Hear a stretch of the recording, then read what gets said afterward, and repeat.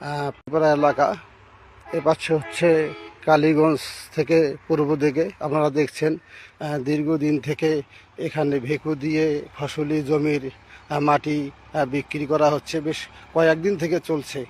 আপনারা দেখছেন যে এই মাটি রাস্তায় অনেক পড়ে পড়ে আছে, যা বৃষ্টি হলে মোটর সাইকেল পিছলে পড়ে যেতে পারে, অনেক দুর্ঘটনা হতে পারে। আপনারা দেখছেন বেশ কয়েকদিন থেকে এই রোডে বালু ভেকু দিয়ে মাটি বিক্রির কার্যক্রম চলছে। আপনাদেরকে যদি একটু দূরে থেকে দেখানোর চেষ্টা করতেছি, আপনারা দেখেন এটা হচ্ছে অনন্তনগর ইউনিয়ন সাতদারগা বাজারের পশ্চিম দিকে। এই দীর্ঘ কয়েকদিন থেকে এই বালু মাটি এখান থেকে বিক্রি হচ্ছে, ফসলি জমির মাটি আমরা দেখছি। দর্শক আপনারাও দেখছেন, কখন যেন দুর্ঘটনা হবে, দুর্ঘটনার শেষ নেই। এটা হচ্ছে মাইগঞ্জ থেকে পাওটনা রোড। এই পাওটনা রোডের এই বেশ দীর্ঘদিন থেকে ফসলি জমির মাটি ভেকু দিয়ে তুলে নিয়ে যাওয়া হচ্ছে বিভিন্ন ইটভাটায়, বিভিন্ন জায়গায়। আমরা দেখছি এখানে যে মেন রোড মাহিগঞ্জ থেকে পাওটনা রোডটি যে রয়েছে, এই রোডে দেখেন কখন যেন এই কাঁকড়া দিয়ে অটো, ট্রাক, মোটর সাইকেল কখন দুর্ঘটনা হবে এটা বলা যাচ্ছে না। দীর্ঘদিন থেকে এটা চলে আসতেছে।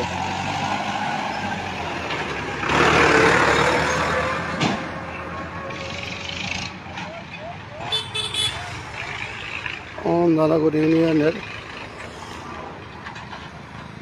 রাধাকৃষ্ণ গ্রাম সাতদারগা বাজারের পশ্চিম দিকে।